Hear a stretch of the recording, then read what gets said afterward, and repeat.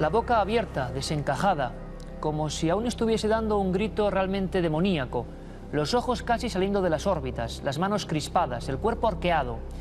Eso es lo que dice el primer informe policial sobre la extraña muerte de Encarnación Guardia en Granada. Su historia acabó convirtiéndose en la historia de un exorcismo. Un suceso lleno de enigmas que, ya advierto, pueden provocar demasiada impresión en los espectadores de Cuarto Milenio. No es una historia para almas sensibles, quizá porque todavía quedan muchas preguntas sin respuesta. Por ejemplo, ¿qué pasó al día siguiente con el cuerpo de aquella mujer que decía tener al demonio en sus entrañas? Lo que sabemos es que en la morgue de Granada, el doctor forense Blázquez se acercó a aquel cuerpo y, como es lógico en cualquier proceso de autopsia, más aún en un caso como este, hicieron varias tomas fotográficas. Ni la cámara reflex, ni las Polaroid, ni siquiera la grabadora de vídeo pudo captar aquel rostro. No hay información, todo velado, como si alguien no quisiese que se contara esta historia extraña. Pero vamos a hacerlo. Y no va a ser la única. Hoy, esta noche en Cuarto Milenio, tenemos además muchas más sorpresas.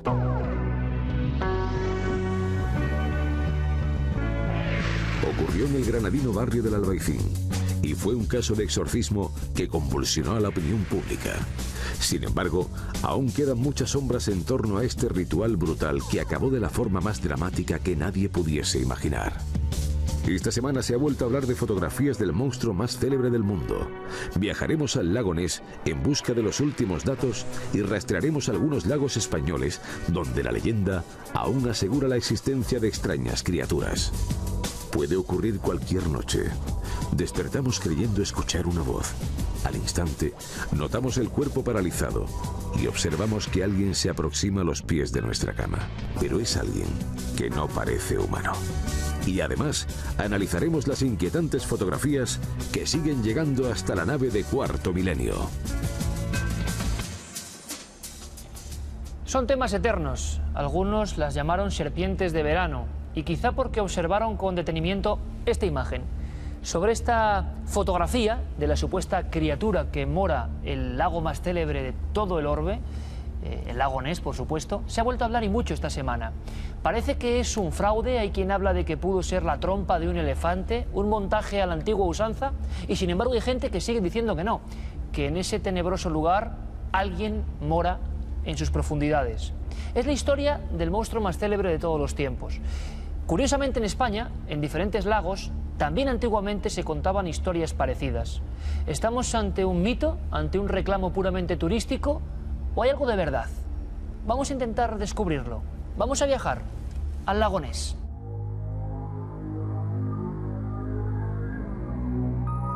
Existen lugares por los que el ser humano siempre ha sentido un respeto especial, un temor inconsciente. A caballo entre este mundo y aquel en el que habitan los monstruos del abismo, los pantanos y las ciénagas se reservan el derecho a ser lugares solitarios y desconocidos.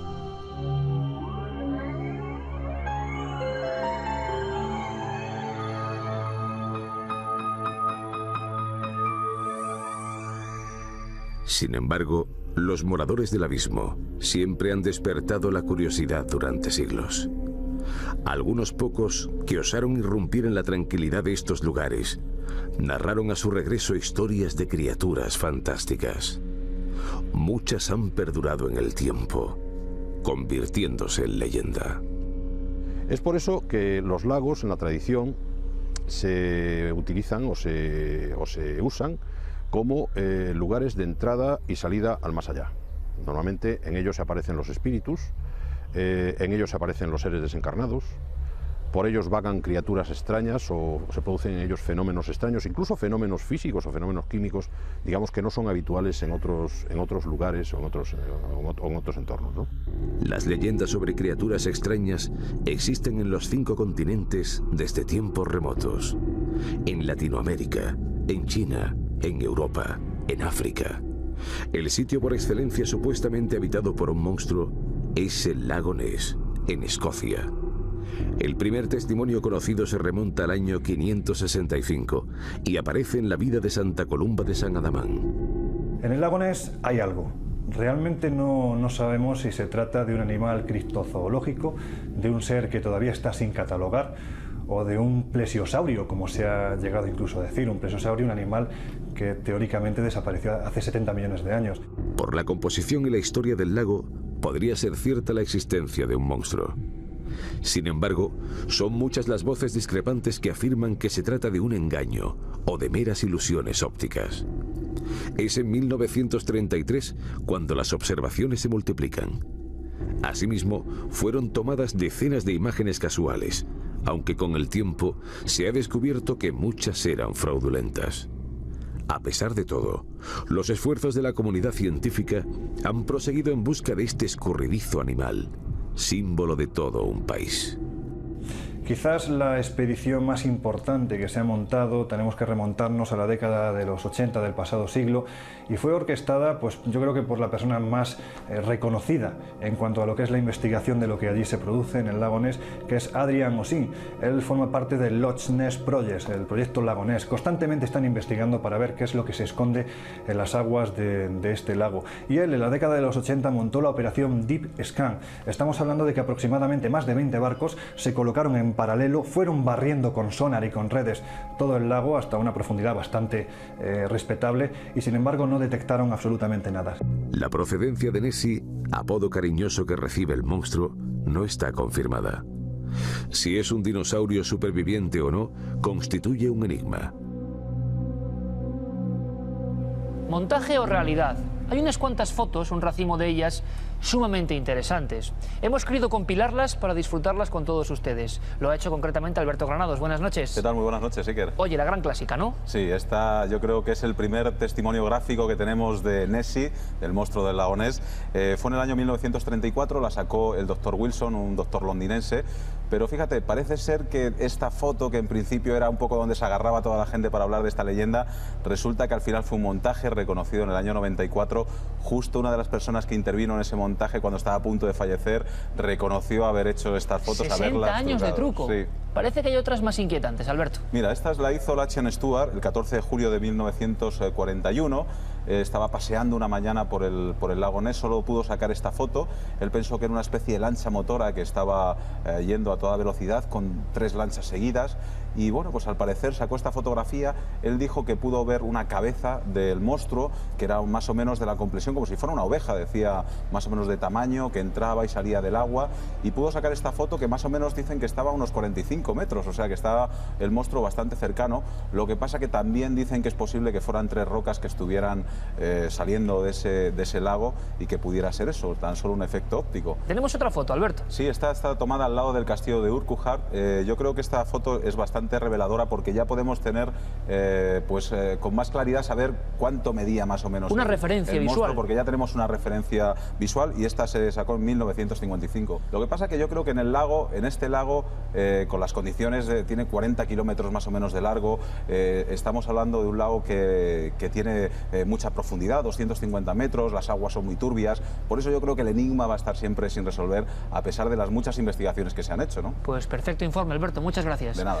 Les hablaba de España y de varios lagos, concretamente uno, donde siempre se ha hablado de gigantescos monstruos. Pero en este caso hay parte de verdad. ¿Quieren descubrirlo? ¿Quieren conocer a los verdaderos y enigmáticos monstruos del lago? En 1751, el botánico francés Michel Adamson hizo otro hallazgo sorprendente. En uno de sus viajes por el mundo, descubrió y clasificó por vez primera al siluro.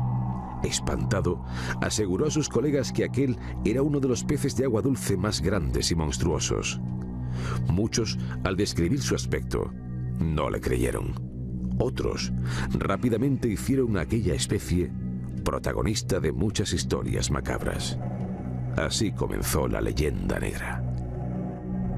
Embalse de Mequinenza, perteneciente al río Ebro y situado en el Bajo Aragón zaragozano, es una de las presas de aprovechamiento hidroeléctrico más grandes de España.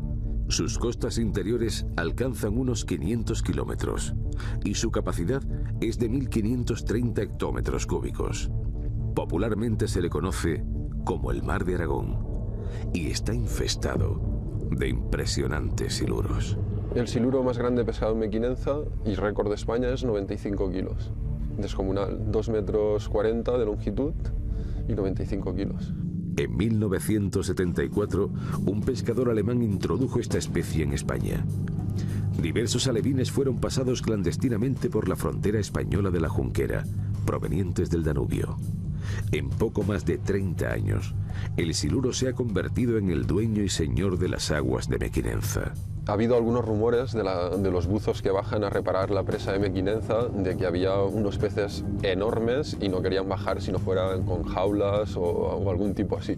Poco a poco, la historia de niños desaparecidos cerca de las orillas, de jóvenes arrastrados a las profundidades y de inmensas moles que todo lo devoraban en el lecho de los pantanos, fueron creciendo, convirtiéndose en auténtica leyenda urbana. Bajaron a hacer una revisión normal, de rutinaria, y claro, aquí nadie sabía que había siluros. Claro, se encontraron con esos monstruos que nadie sabía de dónde habían salido. Desgraciadamente, esta no es la única vez que se han soltado ejemplares exóticos, desconocidos e incluso peligrosos en nuestros ríos o lagos, generando problemas o incluso episodios de psicosis colectiva. Pero, ¿de qué se alimenta este pez? ¿Sería capaz de tragar un cuerpo humano de reducidas dimensiones, tal y como se ha publicado en varias ocasiones?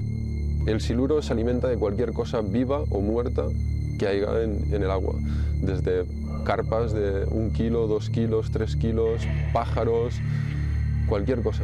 No creo que ataque a los bañistas por instinto de comer o algo así.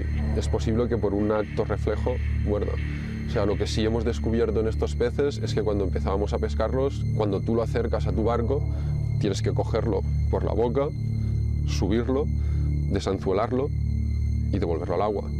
Ahora hay muchas veces que cuando te acercas a cogerlo, ataca, él muerde. Es un pez de un aspecto un poco inquietante, un pez que tiene un aspecto así como de tipo serpentiforme, sin escamas, de un aspecto muy primitivo. Y yo vuelvo a insistir otra vez en lo mismo, ¿no? Son quizás especies o seres adecuados para que en ellos se implanten esos arquetipos que todos llevamos dentro, ¿no? Esa boca inmensa, ese cuerpo enorme, dentro de un lugar, de unas aguas que no están muy iluminadas. Desde que el hombre es hombre, desde los primeros pobladores que se asentaron cerca de los lagos, bajo la luz de la luna, se empezó a creer en fabulosas criaturas tales como largas serpientes, tritones humanizados o extrañas lamias o mujeres con pies de rana, que diabólicamente nos atraían hacia el fondo. Todos nuestros espantos de miles de generaciones, que pese a quien pese, siguen ahí, aguardando. Nuestro compañero Luis Álvarez nos trajo estas imágenes de siluro realmente impactantes para quien no conoce el mundo de la pesca, elementos que están ya produciendo leyendas urbanas. Hay varias que recorren otros lagos como Bañolas, otros del País Vasco, hablan de miembros de diversas fuerzas de seguridad que por la desaparición de un niño penetran en sus aguas y se niegan a seguir buceando.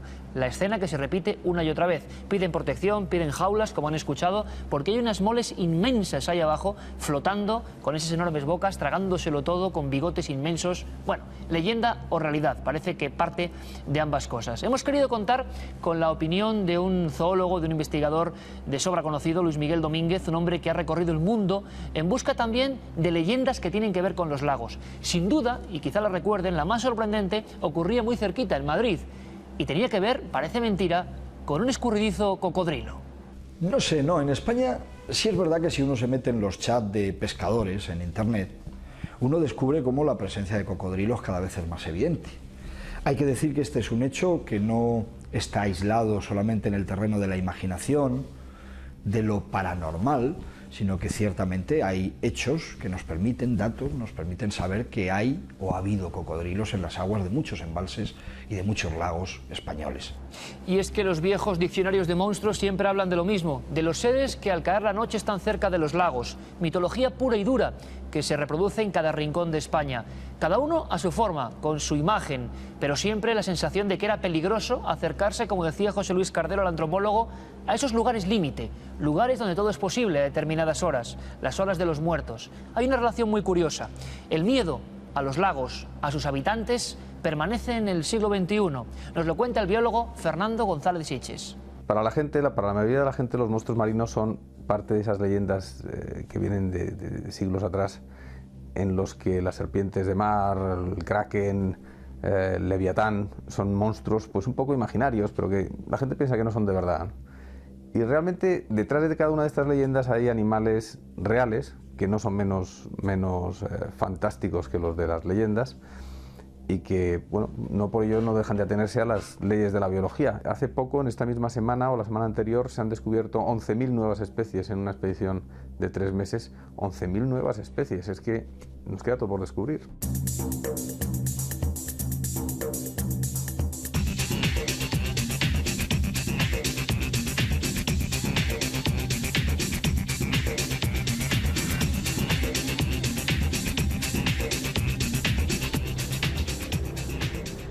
No cabe duda de que en los días que corren las fotografías digitales son mayoría absoluta, pero a veces entre todas ellas aparece una pequeña joya en blanco y negro. La trae Carmen Porter, como siempre. Carmen, buenas noches. Buenas noches, Iker. Efectivamente, Mari, desde Valdepeñas, nos mandaba esta curiosa imagen tomada hace muchos años.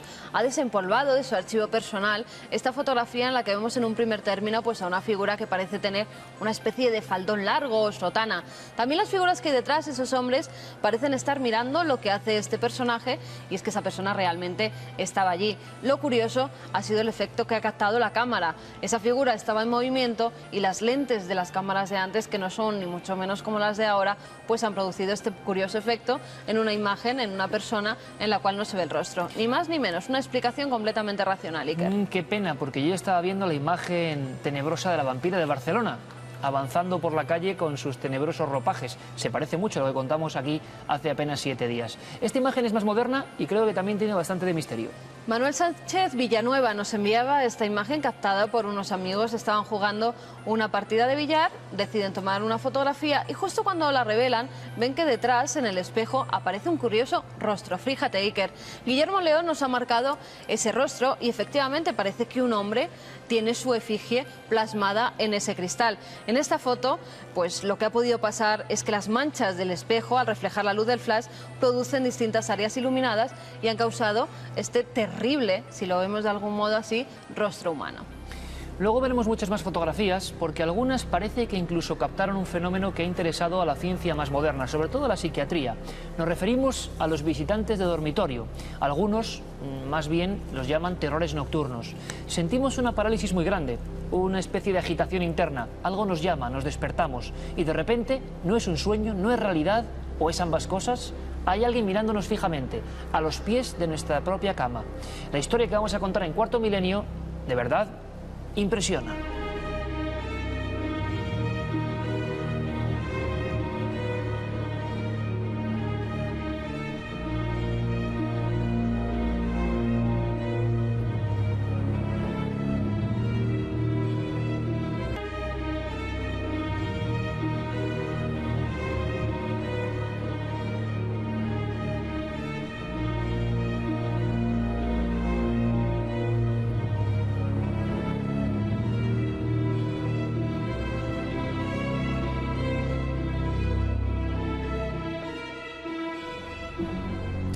Puede ocurrir cualquier noche, incluso esta, ¿por qué no?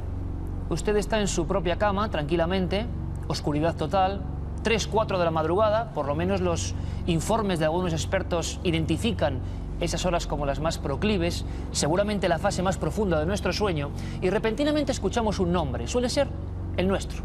Un nombre, alguien que nos llama. Nos despertamos rápidamente, a veces no podemos incorporarnos porque sentimos que todo el cuerpo está completamente paralizado. Parálisis del sueño. Después una visión, alguien humano o una sola cara, un rostro flotando que nos mira. Puede incluso que lo identifiquemos con alguien fallecido, un amigo de la infancia, algo absolutamente absurdo. Muchos piensan que puede ser un sueño lúcido. La psiquiatría y la psicología han intentado explicar estos terrores nocturnos, pero esta noche aquí en Cuarto Milenio queremos saber un poco más. Desde los tiempos más remotos, el sueño de los hombres se ha visto perturbado por entidades que han acudido a los pies de las camas con propósitos desconocidos.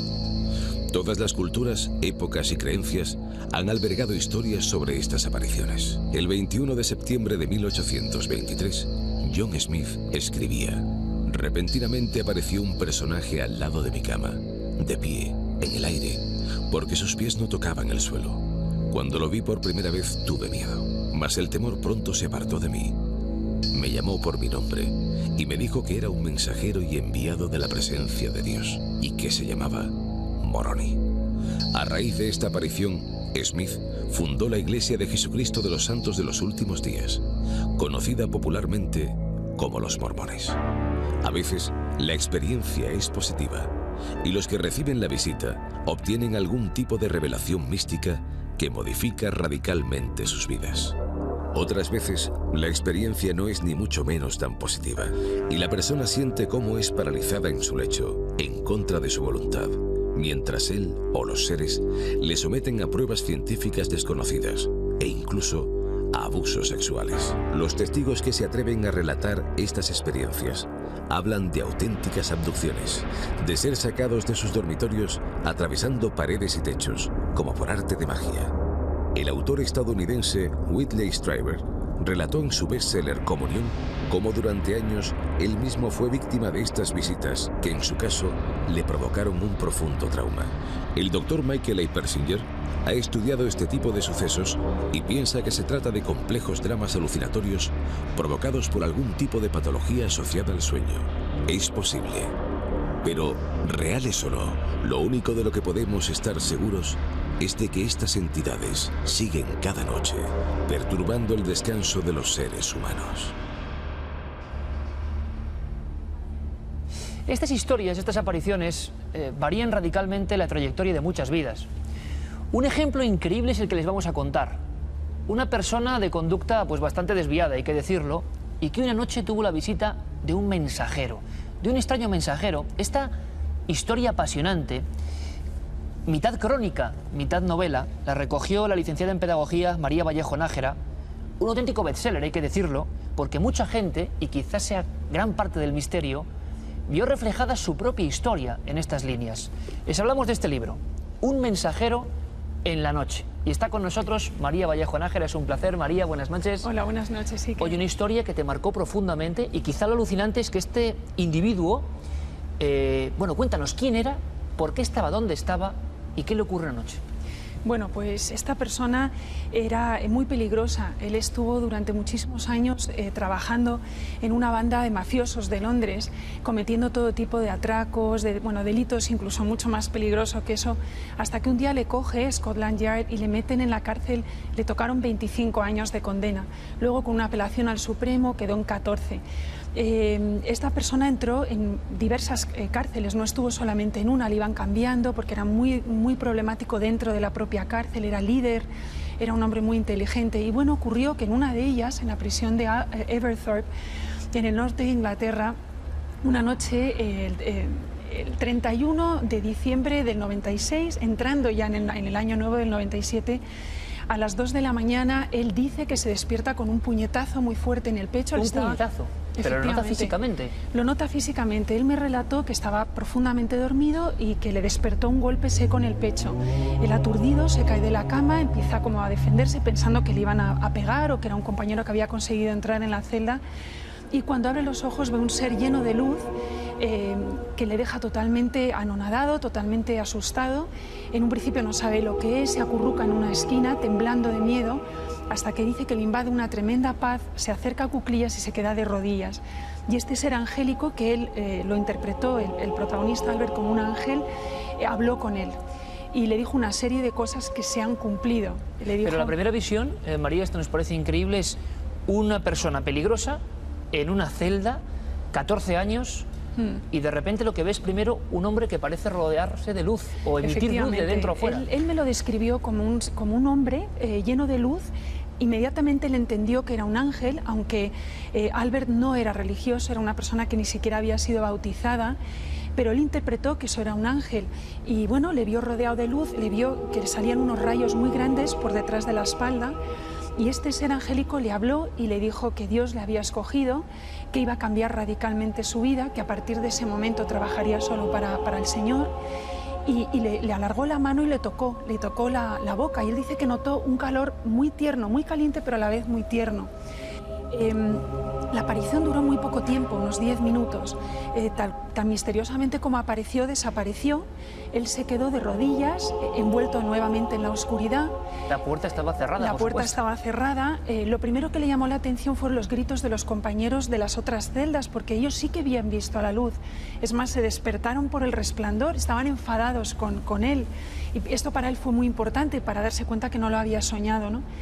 No dijo nada, se intentó calmar y bueno, lo primero que pensó es que había perdido la cordura, porque hablamos de una persona que había abusado muchísimos años del alcohol y de las drogas, y pensó, bueno, al final las drogas me han atacado el cerebro.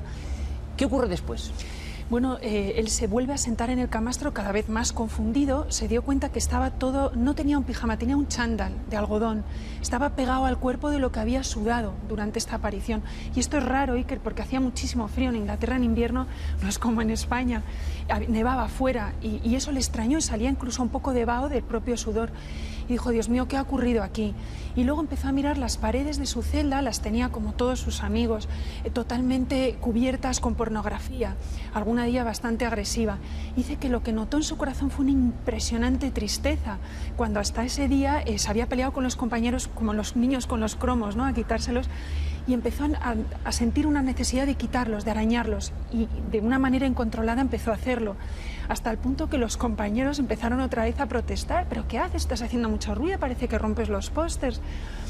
Y bueno, a partir de ese momento te podría contar muchísimas cosas, y que lo más importante es que él tiene una transformación a nivel espiritual impresionante. A partir de ese día tiene un hambre tremenda de saber de Dios, que alguien le hablara. No tenía una Biblia, no sabía nada.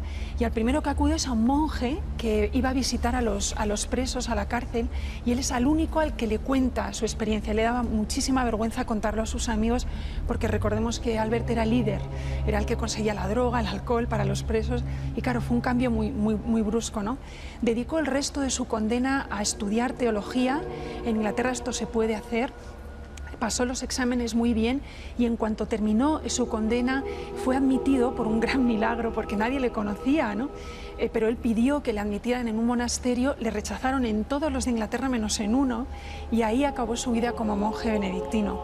Yo le conozco ya como monje, su historia había trascendido a los medios de comunicación porque, como te digo, era una persona conocida a nivel policial por haber pertenecido a esta banda. O sea, un capo importante. Era un capillo, digamos, porque era uno de los chicos de los grandes capos. Los capos se llamaban los hermanos Cray, que eran muy conocidos en Inglaterra.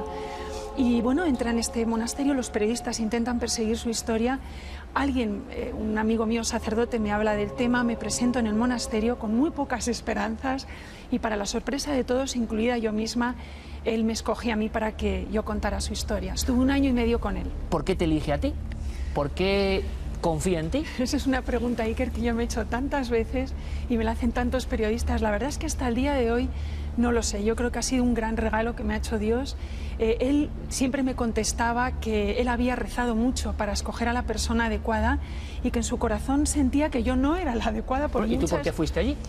Porque un sacerdote amigo mío me convenció, me dijo, ¿por qué no vas? Está esta persona ahí. Él sabía que yo era escritora, este amigo mío, y me convenció. Y bueno, pues Albert al final me comentó que aunque él creía que yo no era la más adecuada por el idioma, aunque hablo muy bien inglés, nunca voy a ser como una nativa, y era mujer, una mujer no puede enredar en un monasterio benedictino, ¿no?, de clausura. Lo tenías un poco difícil, Lo tenía, ¿no? todo en contra, Iker, pero él dice que rezó y que constantemente mi nombre venía a su mente, y me dijo, yo creo que vas a conseguirlo publicar. Yo siempre le dije, seguro que nadie va a querer esta historia, me la van a tirar a la cara. Y me dijo, no, la vas a publicar y va a ser un increíble éxito. Ahora que le echo tanto de menos porque mi protagonista falleció, me acuerdo mucho de sus palabras. También él varía la vida de otra mucha gente, ¿no? Muchísima Porque imagino gente. cómo fue la repercusión de los que estaban acostumbrados a atracar con él o a hacer tropelías con él, a verle así, convertido en... Bueno, fue un proceso muy complicado. Al principio los compañeros de la cárcel se empezaron a burlar de él cuando veían que no quería pegarse, que ya no quería follones.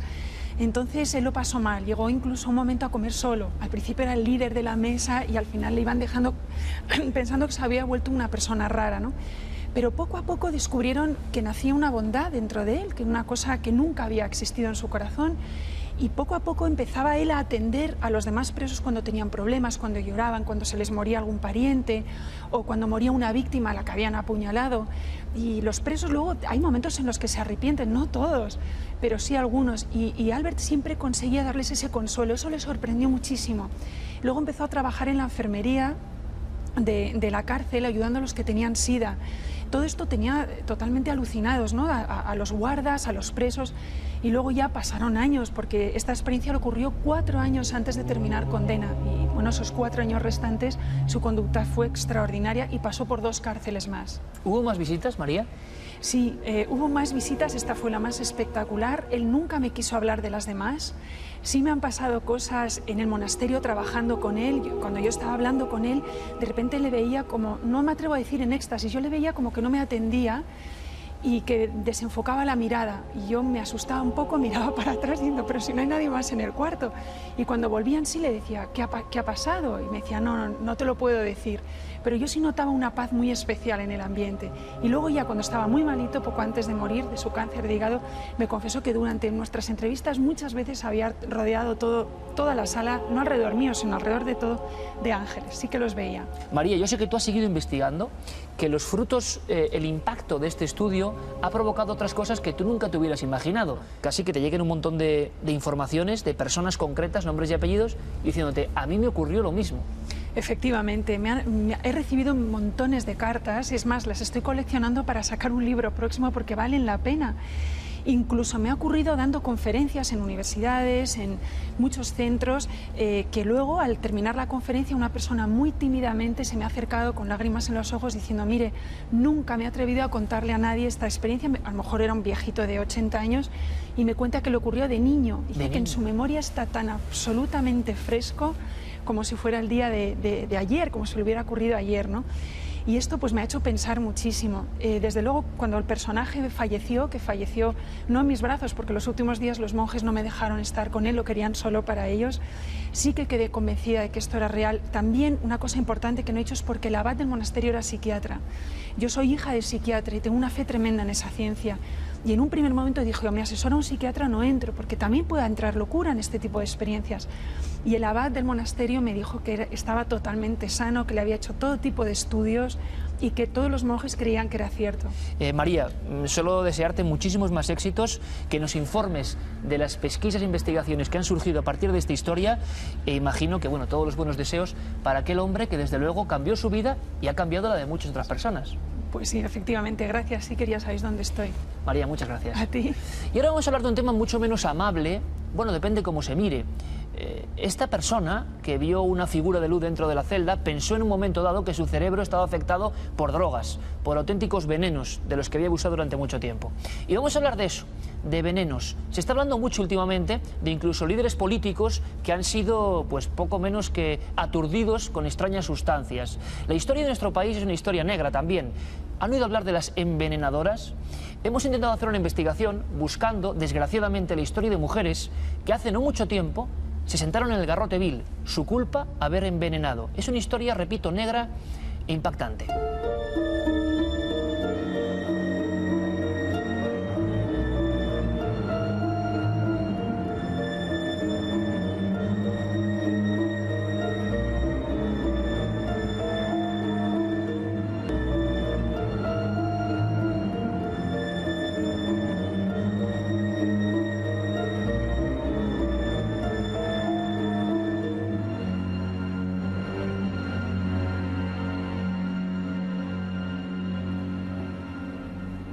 Señora, ¿le apetece otra tacita de hierbas? Así, con este tipo de tisanas, se empleaba con actitud sibilina una mujer, Pilar Prades. Tenía mucho interés en que su señora ingiriese todo el contenido, quizá porque su envidia, el mal engendro que tenía dentro, su actitud absolutamente hostil, le había hecho confeccionar un macabro plan. Había añadido pues unas gotas de un elemento que puede parecer inofensivo, matahormigas. Así actuaba la que pasó a la posteridad como envenenadora de Valencia. Pilar Prades fue la última mujer que se sentó delante del macabro garrote vil. Vamos a contar su historia porque es digna de novela. Pero curiosamente, en estos últimos días, pleno siglo XXI, no hablamos de los años 50, se vuelve a hablar de venenos, de sustancias tóxicas que nos consumen sin que seamos conscientes de ello, de elementos tóxicos casi invisibles, incluso de grandes jefes de Estado o de candidatos políticos cuya cara se ha deformado por este tipo de sustancias. Esta investigación la hemos querido llamar Veneno Mortal. Desde que Adán mordiera la manzana, alentado por la serpiente, muchos son los casos a lo largo de la historia de grandes hombres y mujeres que han sucumbido en extrañas circunstancias, sin mediar violencia aparente, ni gota de sangre alguna. Envidias, odios, venganzas y ansias de poder avivaron los más bajos instintos de multitud de personas, anónimas muchas de ellas, que pasaron a la historia por sus terribles actos, para los que encontraron un temible aliado: el veneno.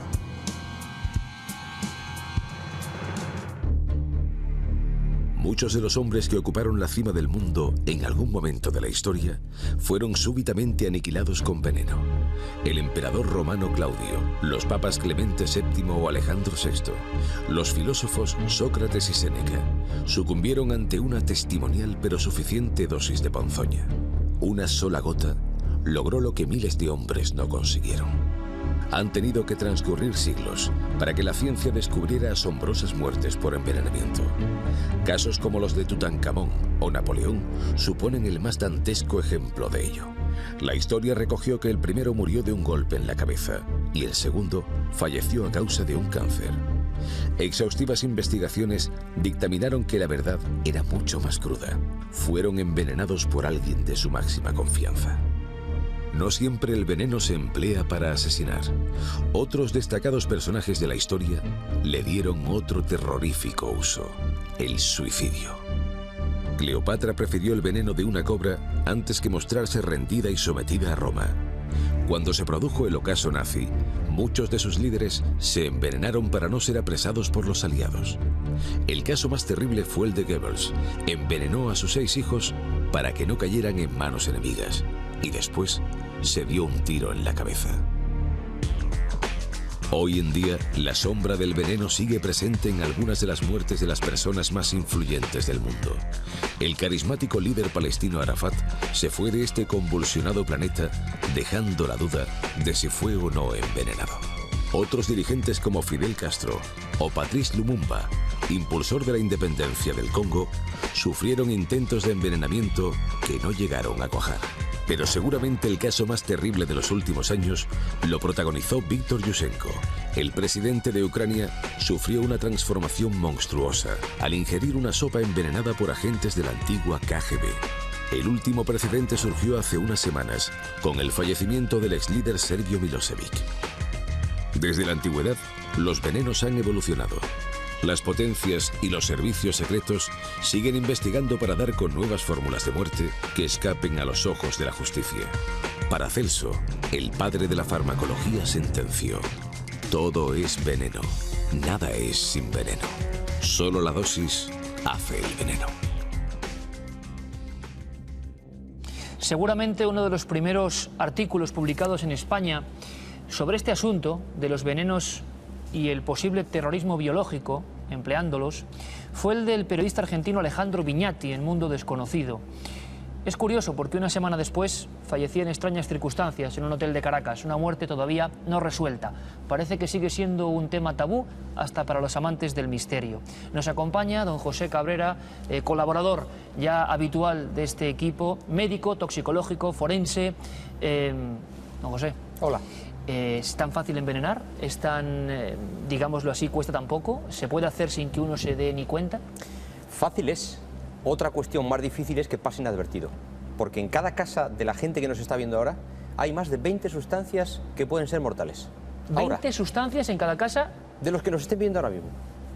¿Y se Lo que puede pasa es que no las vamos a decir, para evitar que alguien que tenga ganas de irse de este punto se vaya. O sea, no sería éticamente permisible decirlo. Hemos visto el rostro de ese hombre, de ese político ucranio, que es tremendo. Los servicios de inteligencia parece que durante muchos años han tratado el veneno como un arma más. ¿Qué se estará haciendo hoy en día? Lo que se está haciendo, que no lo sabemos por supuesto porque está escondido, son laboratorios clandestinos probablemente y fuera de los presupuestos generales, es buscar sustancias que no dejen rastro y que sean rápidas. Por ejemplo, gases nerviosos, sustancias que tengan que ver con la parálisis del corazón sin que haya secuela. Porque la clave de un veneno no es que mate, que es fácil encontrar un veneno que mate. La clave, para un médico sobre todo, o para un criminólogo, es que no haya ninguna posibilidad analítica de descubrir el rastro del veneno. ¿Cuáles son los más poderosos? Aquí tenemos una muestra, hablábamos antes de Pilar Prades y su matahormigas, un elemento cotidiano en aquella España de los 50. Hemos oído muchos nombres, hemos oído incluso sustancias que se acoplan al mundo de lo brujeril, la belladona, el beleño, pero ¿cuáles son las sustancias más potentes de la naturaleza para matar? De la naturaleza ahora mismo conocido, la nicotina. A dosis de microgramos, es decir, milésima parte de gramos, puede matar un caballo en cuestión de 5 minutos. La nicotina y la toxina botulínica serían los venenos más mortíferos que hay. Y luego los venenos que has mencionado, arsénicos, cianuros, metales, matan, pero tardan más. Incluso el cianuro, que mata muy deprisa, como los nazis que se vieron en el reportaje, tarda 4 o 5 minutos en matar. A lo largo de su amplia trayectoria como toxicólogo y además como forense, ¿se ha encontrado algún caso especialmente digno de ser reseñado? En España parece que tenemos una larga tradición siniestra también, de envenenadoras. Los casos para un forense más llamativos son aquellos en los cuales una madre, suele ser mujer, como ya hemos mencionado, quiere quitar del medio a los hijos para seguir su relación con un amante, por ejemplo, que es una cosa muy tabú, porque ninguna madre en su sano juicio, digamos, mata a sus hijos. Los casos que a mí me han llegado más al fondo del corazón, digamos, son las recientes. Hace unos años, pocos años, una madre que mató a sus hijos con venenos metálicos, por cierto, arsénicos y cosas de estas, a sus hijos para seguir con una relación que tenía con un amante. Esos son los más dolorosos para mí, vamos. Nuestro compañero Gerardo Peláez ha estado investigando en los archivos, en los polvorientos legajos de la justicia y ha encontrado incluso siglas, nombres, apellidos de personas que en los años 50, no hace tanto tiempo, fueron llevadas ante el cadalso. Vamos a recordar unas imágenes que son estremecedoras, pertenecen a la célebre y mítica serie La huella del crimen, producida por Pedro Costa, en la cual una genial Terele Pávez daba carne y hueso, personaje, a esta mujer, la envenenadora de Valencia. Parece que su muerte delante del garrote vil fue terrorífica, fue una cosa espantosa. Es la última a una mujer en España, año 1959. Debió ser más o menos así.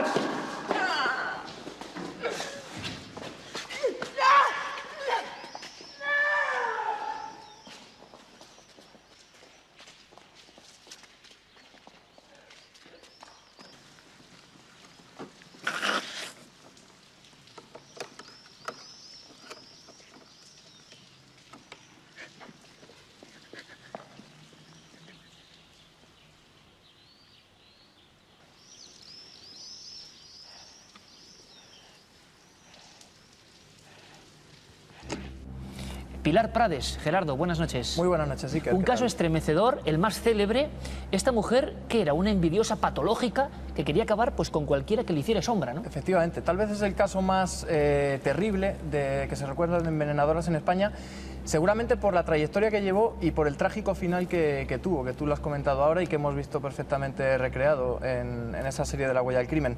Lo que está claro es que esta jovencita Pilar Prades llegó a Valencia, procedente de un pueblo de Castellón, a mediados de los años 50, muy jovencita, para ganarse la vida, como otras tantas personas que acudían a la ciudad para intentar sacar el pan. Entonces, nada más llegar, no tarda relativamente mucho en encontrar trabajo. Lo hace en una carnicería regentada por un señor y una señora, un matrimonio, que funcionaba muy bien, que estaban muy acomodados. Entonces ella entra de criada. Pronto la envidia, los celos, le hacen intentar rápidamente poner fin a la vida de su señora, de la mujer. Utilizando ya entonces el famoso matahormigas diluvión. Efectivamente, el famoso matahormigas diluvión, que lo tenía guardado entre su ajuar en un papel marroncito típico de las tiendas antiguas, donde se compraban, pues, por ejemplo, ultramarinos y demás productos. José Cabrera, esto sería un afán por suplantar, por sentirse inferior, por querer ser la señora que nunca iba a ser, y para eso se emplea el veneno, sería el modus operandi. Sí, pero aquí se juntan dos cosas. Una, una chica de pueblo que viene a la ciudad y que todo lo que tienen aquí en la ciudad, o aquí o en Valencia en este caso, es mucho más de lo que ella ha tenido nunca y tiene envidia, y otra cosa es intentar suplantar a aquellos que son felices, y ella no lo es. Se juntan ambas cosas. Lo más sorprendente es que en los archivos de la justicia española existen varios nombres concretos, Teresa Gómez Rubio, o incluso siglas de personas que también en Valencia, por ejemplo, en los años 40, fueron sentadas en esa silla cruel del Garrote Vil. Nos suena un poco fuerte, ¿no? Hace tan solo 60 años.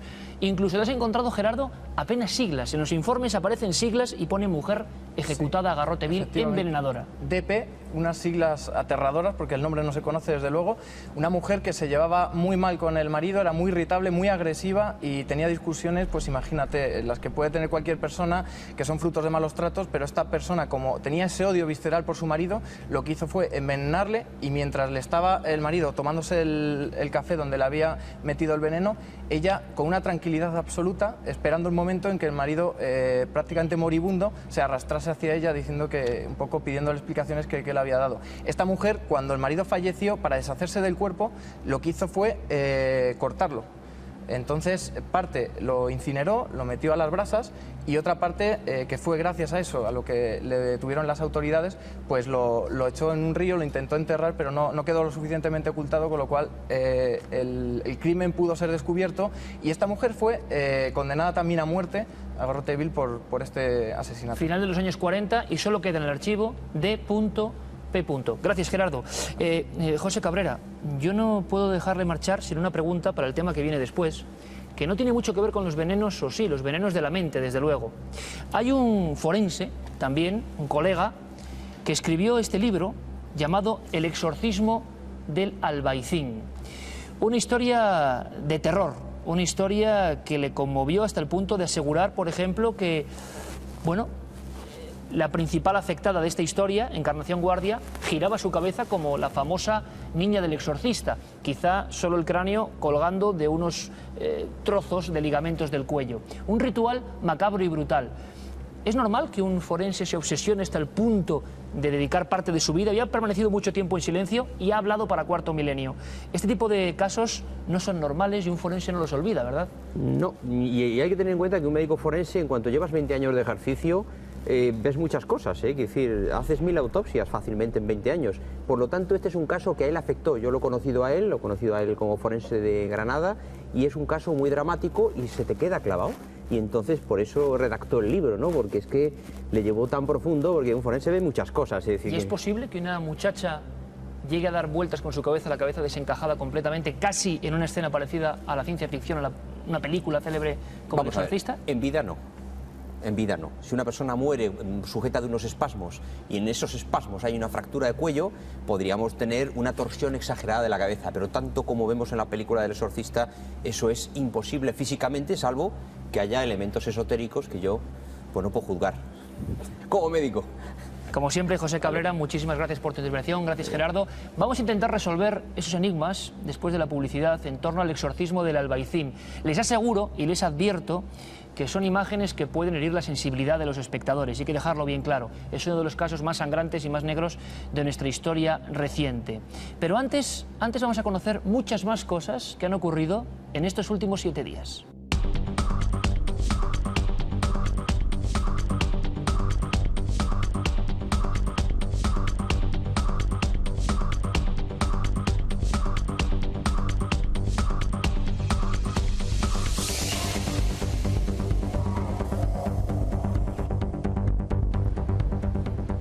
Estaba claro que algo así podía ocurrir.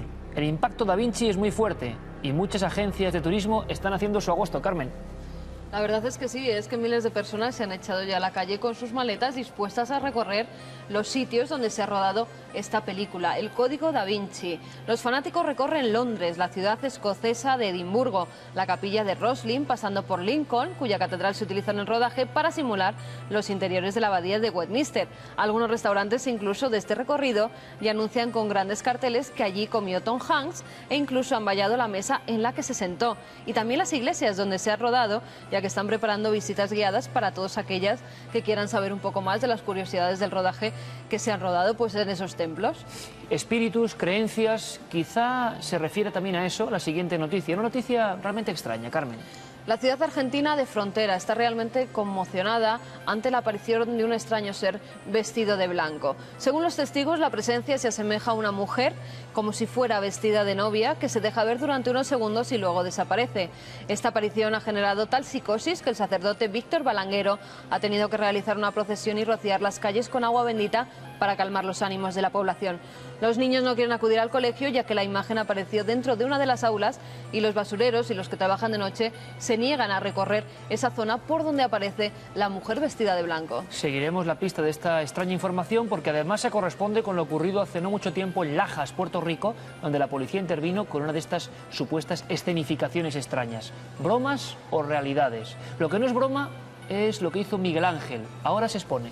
Durante 3 meses, todo aquel que quiera puede acudir al Museo Británico de Londres para contemplar más de 100 dibujos de este polifacético artista que fue Miguel Ángel. Es la primera vez en 30 años que el museo presenta obras del artista y ha decidido mostrar muchos de los dibujos que este maestro del arte utilizó como bocetos de sus cuadros y esculturas. En esta muestra, llamada Los dibujos de Miguel Ángel, más cerca del maestro, podemos contemplar algunas de sus obras más destacadas, como la Crucifixión y la Resurrección, elaboradas por el artista poco antes de morir.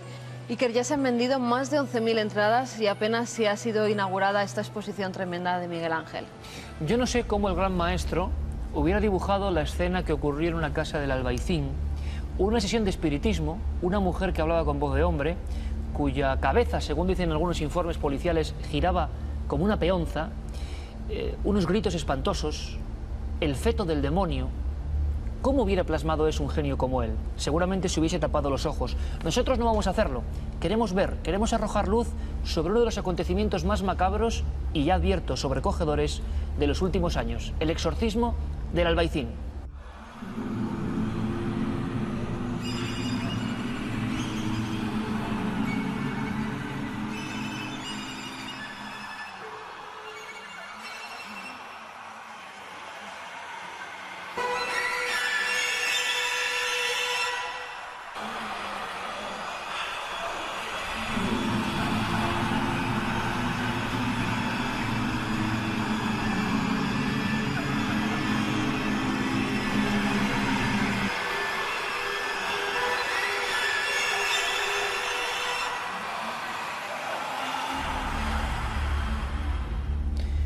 Antes de sumergirnos en esta historia, permítanme que vuelva a recordarles que algunas de las imágenes y sucesos que se van a comentar pueden herir la sensibilidad de los televidentes de Cuarto Milenio.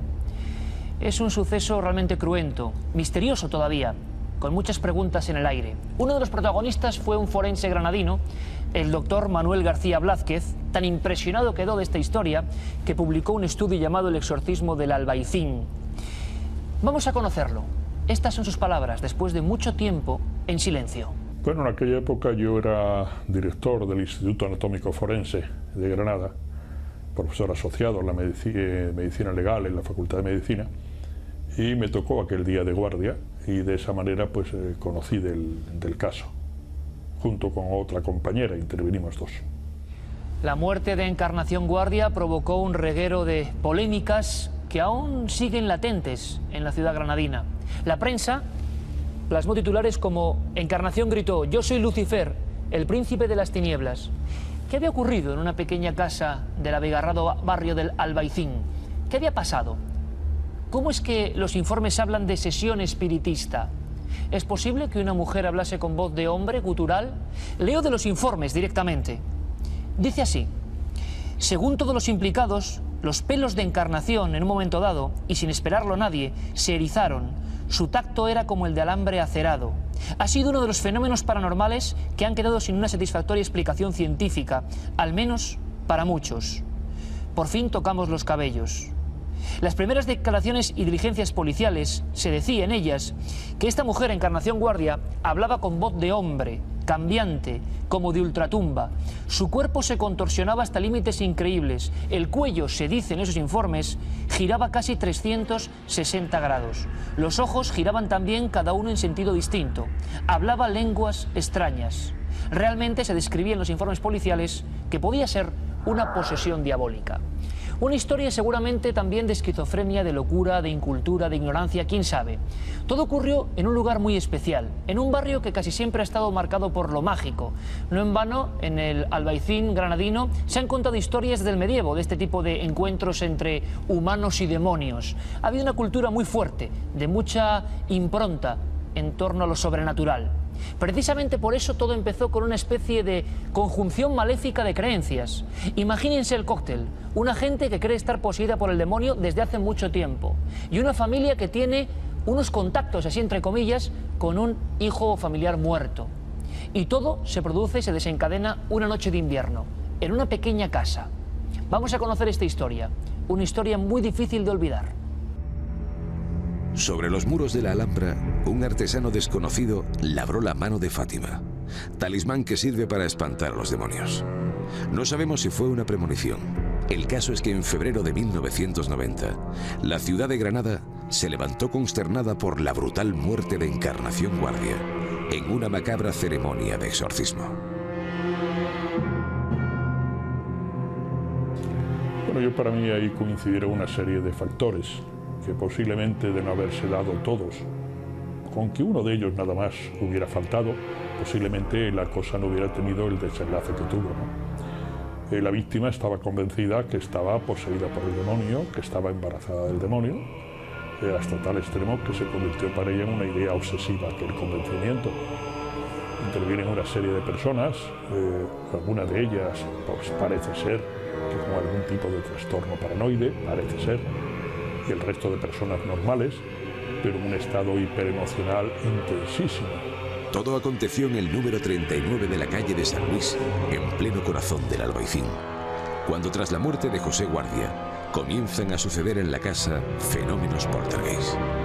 Los habitantes de este inmueble se convencen entonces de que el demonio habita en su hogar y deciden realizar una sesión de espiritismo para expulsar al maligno. Bueno, en este caso y bajo mi punto de vista, lo que se unen son varias cosas. Es como un cóctel. Por un lado, la superstición, el tabú, el mito, el oscurantismo. Por otro lado, un personaje de corte narcisista, que poderoso, omnisciente inclusive, que no como este hombre, que debido a su encanto superficial y a su verborrea, pues convence a este tipo de personas, que también es más o menos, digamos, un tipo de personas con una cultura bastante baja y muy dada a creer en ese tipo de experimentos y de sensaciones. En aquella sesión participaron Mariano Vallejo, un curandero y vidente, junto con Encarnación Guardia y sus primas Enriqueta e Isabel. Al principio, la sesión transcurrió por cauces normales, hasta que de repente, Encarnación Guardia entró en un extraño trance.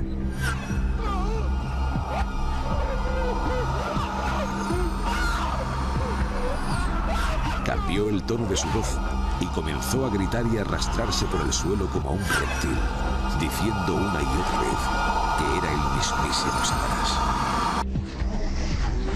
En ciertos momentos en que parecía regresar la lucidez, comentó que había sido miembro de diferentes sectas satánicas y que pensaba que Lucifer habitaba dentro de ella. Sus primas y el afamado vidente decidieron entonces comenzar un exorcismo que acabó en una verdadera tragedia. Porque realmente lo que estas personas describieron que habían visto se demostró científicamente por qué se habían producido estos efectos, como era la voz bitonal que tenía esta mujer, el cambio de voz, había un gran edema de las cuerdas vocales, por ejemplo. Había lesiones ligamentosas en el cuello muy importantes que produjeron esos movimientos que ellos decían del cuello, y había en definitiva una serie de síntomas provocados por la gran cantidad de sal que había ingerido, que empezaron a explicar todos y cada uno de los fenómenos visualizados. Llegado a ese momento, estas personas están todos convencidos. Noche, comida, bebida, reunión para tratar de sacar ese demonio. Y llega un momento que yo creo que todos se lo creen. Fue la ingesta masiva de sal lo que terminó con la vida de Encarnación, además de otras múltiples lesiones provocadas por infinidad de golpes. Yo creo también que en ningún momento ellos pensaban, al menos de forma consciente, que se iba a producir la muerte. porque en ese estado de disociación ellos buscan con ese experimento macabro, con la sal, crear un entorno hostil a cualquier forma de vida en el interior, que era lo que ellos pensaban que se encontraba en el interior de Encarnación. Se encontraba el hijo del demonio, según ellos. Aquella noche de locura terminó con la muerte de Encarnación, pero los fenómenos extraños no acabaron aquí. En el solitario Instituto Anatómico Forense de Granada no hubo forma de tomar fotos ni de grabar en vídeo el cuerpo de la finada. El cadáver permanecía en la fría mesa metálica, con la cara aún desencajada, mirando como desde otro mundo al impresionado doctor. Entonces ocurrió algo. Nos habían mandado una máquina muy sofisticada para reportaje fotográfico, tenía mecanismo automático y mecanismo diferido para la velocidad de apertura de diafragma y de luz. No estaban sincronizadas y cuando el diafragma se abría no había luz, por consiguiente la foto no salió. Visto aquello, llevamos o intentamos ya a última hora hacer unas fotografías con una máquina, creo recordar Polaroid, no recuerdo la marca, pero en fin, más o menos fotografías inmediatas, y tampoco salieron. Luego descubrimos que la luz de quirófano que estábamos empleando era una luz que había quemado la fotografía y no conseguíamos sacarlas. Posiblemente el demonio jamás estuvo en el cuerpo de Encarnación, pero cierto es que el misterio acompañó a su cadáver hasta la tumba. Por eso es un tema tabú del que pocos se atreven a hablar. Más de 15 años han pasado ya desde ese terrible día, y el Albaicín hoy de nuevo respira aire cristalino, filtrado por los muros de la bella Alhambra, intentando olvidar oscuras tragedias, a la vez que mira al futuro con ese milenario espíritu que siempre estuvo repleto de mágicas leyendas.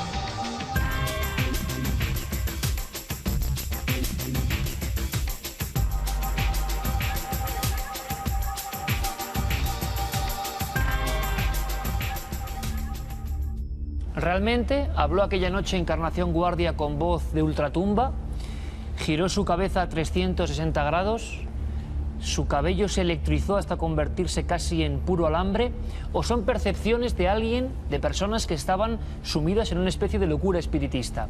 ¿Qué ocurrió en aquella sesión tan dramática, tan trágica? Da la impresión de que a pesar del tiempo transcurrido, como decíamos antes, hay muchas preguntas sin resolver en torno a este gran expediente X español. Carmen, empezamos por la propia biografía de Encarnación Guardia. Ella no dice alegremente y porque sí que está poseída por el demonio repentinamente en aquella sesión de espiritismo, sino que venía todo esto de mucho tiempo atrás, ¿no? Efectivamente, Iker. Ella había estado trabajando en Francia en un hotel. El dueño de ese hotel estaba relacionado con prácticas espiritistas, también con prácticas de magia negra, en uno de esos rituales en el que, según se puede saber luego y sale en el posterior juicio que hubo tras el homicidio de Encarnación Guardia, se dice que hay una orgía y en esa orgía ella cree quedarse embarazada del demonio. Cuando vuelve a su casa, cuando vuelve a Granada, al barrio del Albaicín, empieza en un delirio diciendo que en su seno guarda el hijo de Lucifer. Le hace creer tanto a Mariano Vallejo, el curandero, como a sus primas que le ayudan, que ese mal está dentro de su cuerpo y que tienen que sacarlo de alguna manera. Por ello, ella misma dice que hay que fabricar un brebaje a base de vinagre, de pimienta y de mucha sal para que ese feto maligno salga de su cuerpo. Por ello, ingiere tanto de ese mismo brebaje. Decían, por cierto, Carmen, en estos trabajos de los informes de los forenses, que jamás, decía yo en la bibliografía española, que jamás en la bibliografía mundial se había encontrado un cuerpo que hubiese ingerido tanta sal, que le produjo, por supuesto, una serie de edemas cerebrales, el coma y la muerte. Hay una sesión de espiritismo que yo creo que es una de las escenas, si nos imaginamos esa casa, la oscuridad del invierno, más terroríficas que uno se puede echar a la mente. Las personas empiezan a entrar en trance, pero es que esas personas, esa comunidad, esa familia de Encarnación Guardia, lo hacía habitualmente.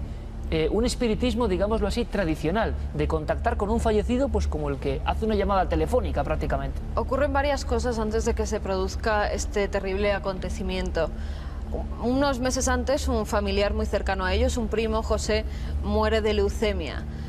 Varios de los familiares desde ese momento creen que se les aparece incluso a los pies de la cama o en su habitación. A raíz de ahí intentan contactar con él para ver qué quiere. Por ello se hacen las sesiones espiritistas. Y que daban resultado como movimientos de objetos, incluso se habla de algún informe de algún cuchillo que salió volando y se clavó contra una pared. Todo eso, esa familia ya sugestionada, pues evidentemente lo achacaba a señales del más allá. Y todo era como una bola que iba creciendo, ¿no? Efectivamente, entran en un delirio todos en el que no solo Encarnación Guardia, sino algunas de las primas caen en trance, dicen estar en contacto con seres ya fallecidos, como sus abuelos, empiezan a hablar con voces de hombre, repito, no solo Encarnación Guardia, sino otros de los familiares, hasta que deciden repetir esa sesión, pero ya más en petit comité. Son solo dos de las primas, Mariano, el que apodaban el pastelero, y Encarnación Guardia, los que quieren contactar con ese familiar fallecido. Ponen para ello 4 vasos de agua, uno por cada uno de los participantes, y 2 velas. Decían que si estaba allí, que si se presentaba el difunto tenía que mover los vasos de agua, y si no quería contestar tenía que apagar las velas. En ese momento entran en un delirio total en el que las mujeres empiezan a revolcarse por el suelo, empiezan a hablar en lo que dicen lenguas extrañas que no entendían los demás participantes, y Encarnación Guardia es en ese momento cuando les dice a sus familiares que tiene el hijo del demonio en el cuerpo y que por favor se lo saquen. Y por supuesto toda la dinámica de esa noche de terror varía, todos se centran en la que necesita auxilio, Encarnación Guardia, que aseguran hoy otra vez como si fuera la madre del anticristo que tiene al demonio dentro del cuerpo. Hacemos una especie de pequeña pausa en el sentido de intentar comprender si esto es habitual. Desde luego no es frecuente, pero en ciertos puntos de España, y sobre todo en ciertas épocas, el espiritismo tradicional a veces arrojaba estas consecuencias nefastas. Los desgarros, las heridas, lo que se encontró el forense Blázquez es digno de una película de terror, pero absolutamente real. Bueno, vimos muchísimas lesiones provocadas por varios mecanismos, uno por los propios intervinientes en ese, entre comillas, digámoslo, ¿no?, pseudoexorcismo, ¿no? Entonces, pues hicieron lesiones rectales, vaginales, porque al final, viendo que fallaban los brebajes, intentaron una extracción manual de lo que suponían que era un embarazo, que no había. Aquella mujer se mandó el útero a analizar, era un útero que no estaba gestante. Entonces, de una parte, intervinieron las lesiones aquellas provocadas por mecanismos manuales. Luego hubo muchísimas provocadas por la ingestión de la sal. Todas o casi todas quedaron explicadas. Se hablaron de algunos fenómenos respecto al pelo, que quizás son las lesiones que menos se han podido, digamos, configurar, demostrar, constatar, a pesar de que hicimos estudios en profundidad sobre aquello. Pero en fin, la mayoría yo creo que quedaron explicadas. Un gigantesco pentáculo como señal de bienvenido de contacto en el suelo, varias personas, vasos de agua y al final pues un desenlace grotesco, terrible. Santiago Camacho, nuestro compañero, escribió en su día un libro llamado Pactos Satánicos, un tema bastante fuerte. Santiago, buenas noches. Buenas noches, Iker. Tampoco es solo literatura, ¿no? Fausto y tantas otras historias, sino que documentos como estos que vamos a ir viendo son reales, por lo menos creían en ellos. Los seres humanos creían en que se podía hacer una especie de trato a largo plazo, ni más ni menos que con el príncipe de las tinieblas, ¿no? Creían y creen, porque una de las mayores sorpresas que me llevé cuando investigué en su día aquel libro que mencionas es precisamente que a día de hoy todavía hay personas que creen firmemente en la existencia de esos pactos con el diablo, que creen haber hecho pactos con el diablo y que, según explican psicólogos, antropólogos, la sugestión de ese mismo convencimiento hace que de alguna manera sean efectivos. Ellos mismos se encuentran más motivados para vencer las adversidades del día a día y lo achacan precisamente a un poder sobrenatural que desde luego no creo que tengan. Fíjate que hay casos tan recientes y documentados como en la década de los años 20, el bluesman del Mississippi, Robert Johnson. Robert Johnson estaba completamente convencido, y así alardeaba de ello, de haber hecho en un cruce de caminos un pacto con el diablo para que le diese su habilidad para tocar la guitarra, una habilidad que en los discos de pizarra que se conservan pues queda completamente atestiguada. Llevó una vida de excesos, de orgías, y finalmente su leyenda terminó como colofón con una muerte violenta. Curiosamente, la misma muerte violenta que suelen tener todos o casi todos los que afirman haber hecho este tipo de pactos. Pactos satánicos, pactos con el maligno, unas creencias que nos suenan un poco lejanas a este siglo XXI y sin embargo se reflejan en algunos documentos que por lo menos en lo que es su gráfica pues generan o plasman una serie de violencia, de misterio, de ocultismo. ¿Qué es esto que estamos viendo aquí, Santiago? Estamos viendo pues uno de tantos, porque se conservan en bibliotecas y en archivos multitud de documentos de pactos satánicos, de pactos con el diablo, porque según dice la tradición sobre estos temas, es muy importante, y de hecho eso es lo que le añade el plus de misterio a estos temas, que el pacto sea no solamente enunciado bien de forma oral, bien con un complejo ritual, bien por escrito, como en estos casos, sino que tiene que ser aceptado de una manera expresa por el propio diablo, si no el pacto no es válido. Y aún así, insisto que multitud de personas a lo largo de la historia han creído contar o han dicho contar con esa aquiescencia expresa por parte del maligno y por tanto con que ese pacto ha sido válido hasta sus últimas consecuencias. Oye, Santiago, y mucha gente se estará preguntando, no para hacerlo, por supuesto, porque esto es puro mito, queda claro, aunque las creencias son libres, ¿qué había que hacer para hacer un pacto con el maligno? ¿Cómo se le invocaba de alguna forma y se sellaba esa especie de contrato? Porque a veces incluso aparece rocambolescamente su propia firma, ¿no?, en documentos antiguos. Efectivamente, y hay multitud de sistemas, casi cada grimorio aportaba el suyo. Posiblemente sea el del grimorio de Honorio el Grande, que se le achaca al Papa Honorio III, aunque está completamente comprobado que no es así. Que es ¿Un grimorio, Santiago? Un grimorio es un libro de magia negra, es el típico libro de hechizos en el cual se detallan los procedimientos mágicos para invocar a entidades supraterrenales, para obtener mediante rituales determinados beneficios, etcétera, etcétera. Pues en este tipo de documentos también se hace alusión a los pactos diabólicos.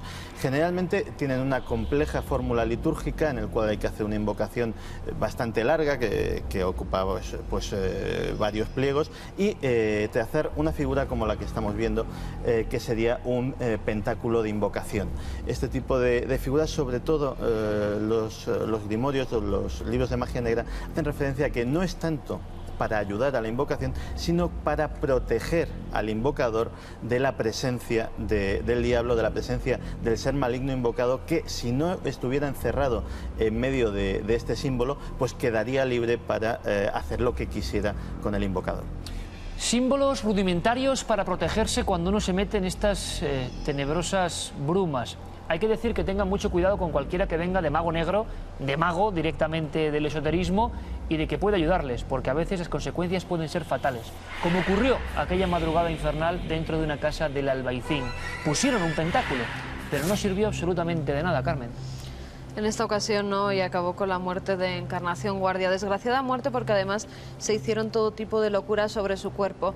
Ella tenía una rigidez total, dicen los testigos que se arqueaba 90 grados todo su cuerpo. Incluso Mariano, el pastelero, puso sus 90 kilos encima del cuerpo de Encarnación Guardia y no logró bajar ese arco. Esto tú nos lo contabas, y lo contabas en tu libro, La Iglesia y sus demonios, como la historia de Charcot.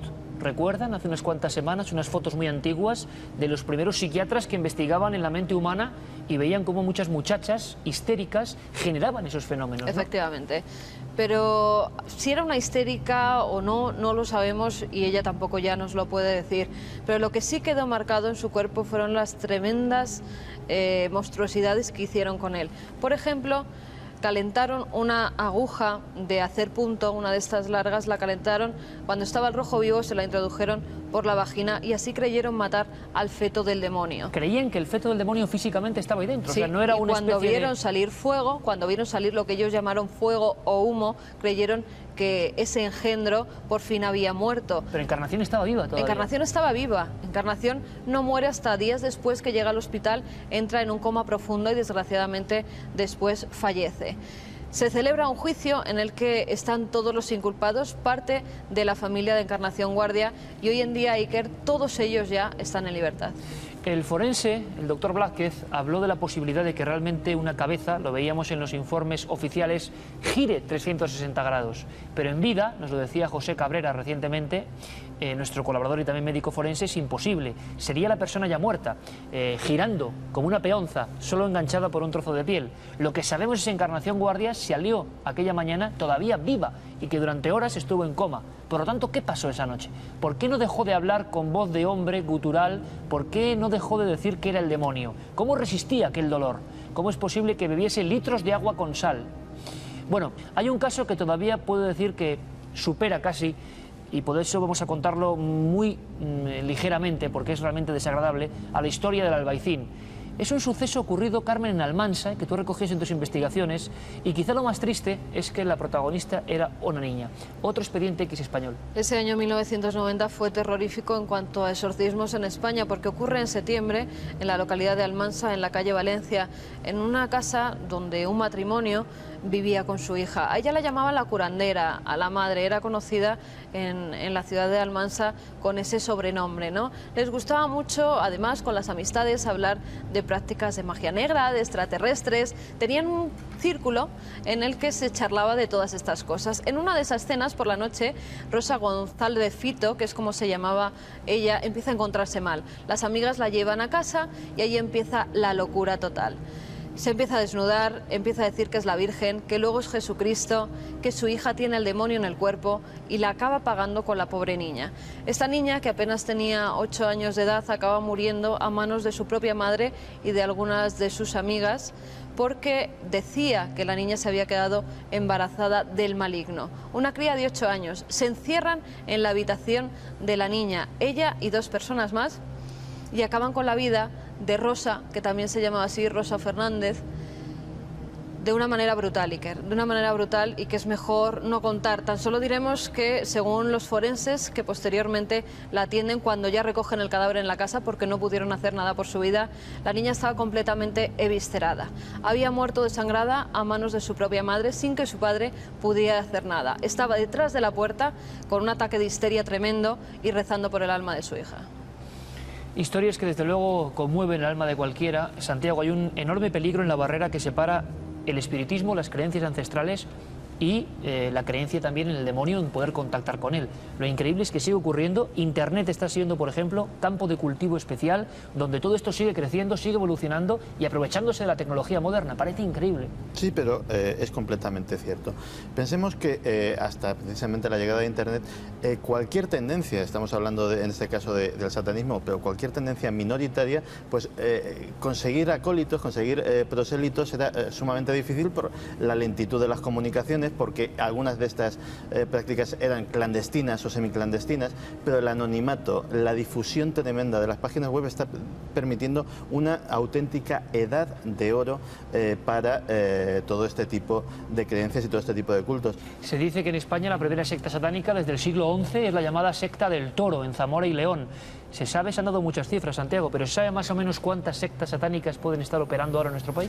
El número de sectas es muy difícil. Extrapolando datos de otros países, y yo creo que me parece lo más razonable, hablar de un peligro satánico con decenas de miles de miembros me parece sumamente exagerado. Pero sí que hay que pensar, y ahí dejo el dato, que en España debe haber, insisto, extrapolando los datos de países semejantes al nuestro, alrededor de 2.000 satanistas practicantes en nuestro país, divididos en diferentes grupos. Algunos grupos más organizados, otros más descontrolados, precisamente tal vez estos los más peligrosos, puesto que cuando hablamos a lo mejor de un grupo, pues por mencionar uno, como la Iglesia de Satán, que tiene una tradición que en Estados Unidos ha conseguido, por ejemplo, el rango de religión oficial y su exención de impuestos y todo este tipo de cosas, pues no es que podamos estar del todo tranquilos, pero bueno, vale. Pero cuando hablamos de un grupo liderado por un líder carismático de 3, 4, 5, 6 personas fanatizadas, son realmente capaces de cualquier cosa. Son capaces de una profanación en un cementerio y quizá de algo más. Ahí están los datos. Simplemente esta historia es para informar, para que tengan en cuenta lo peligroso que es a veces obsesionarse y creer cosas que no están ni mucho menos comprobadas.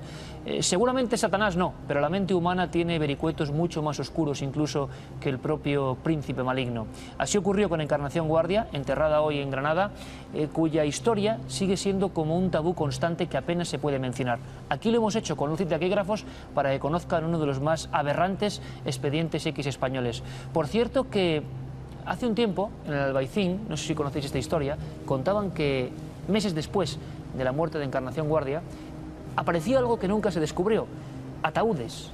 Ataúdes en diferentes puntos del Albaicín, ataúdes señalando algunas casas. Uno bajaba de su domicilio y en la escalera de acceso a su casa se encontraba un ataúd abierto. Como una señal, como una venganza, nunca lo sabremos. Si tienen información, contacten con Cuarto Milenio. ¿Qué pasó en el Albaicín en aquellas fechas. Santiago, muchas gracias. Gracias. Carmen, ahora seguimos porque hay muchas noticias y sobre todo muchas fotografías. Muchas fotografías, no del Albaicín, pero de otros muchos lugares que nos traen más misterio, Iker. Fotografías imposibles. Por desgracia, esos extraños ataúdes del Albaicín jamás fueron captados por las cámaras, pero otras cosas igualmente enigmáticas sí que lo han sido. Las han cazado nuestros televidentes.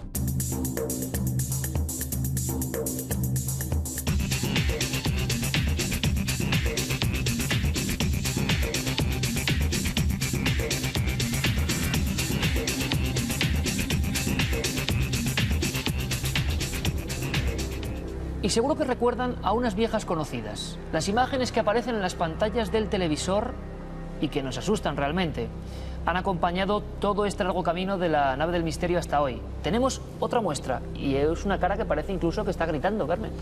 Francisco Cruz Pérez nos enviaba esta imagen en la que sale él siendo un niño pequeño. Fue tomada hace unos 22 años y dice que revisando algunos de sus álbumes familiares se dio cuenta de que justamente detrás en la televisión aparecía esta imagen que realmente es terrible, como una persona, si antes hemos estado hablando de endemoniados, una endemoniada gritando. Pero tiene una explicación, Iker. Menos mal.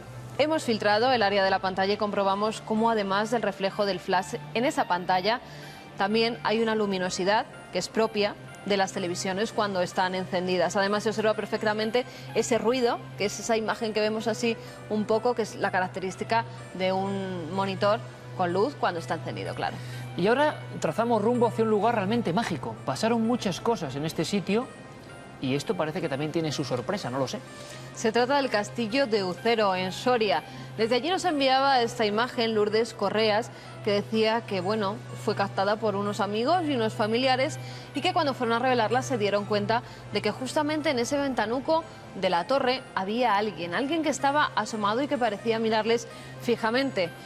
También nos dice que no pondría la mano en el fuego por nadie y hace bien Lourdes, porque se trata de una imagen que está manipulada. Guillermo León la ha descubierto en esa información EFIX que queda grabada justamente en las cámaras digitales y el área donde se ubica a esa especie de niño contiene una información en píxeles que lo rodea, que demuestra que esa imagen ha sido cortada y posteriormente pegada en esa torre del Ucero de Soria. Bueno, pues si ustedes tienen imágenes que no están ni mucho menos manipuladas, ya saben que hay dos direcciones ya fundamentales. Dos vías de contacto y les pedimos que tengan un poquito de paciencia porque todas sus imágenes irán saliendo poco a poco por las pantallas de Cuarto Milenio. Estas dos vías de contacto son el correo electrónico en cuartomilenio@4.com y nuestro apartado de correos el 18189 poniendo el código postal de Madrid 28080. Y ojalá podamos analizar todas y cada una de las imágenes extrañas que llegan a la nave del misterio, porque son ya unas 50.000, así que estaremos bastante tiempo junto a ustedes. De momento les emplazo una cita dentro de tan solo 7 días, para seguir buscando, para seguir investigando. Ya lo saben, somos Cuarto Milenio.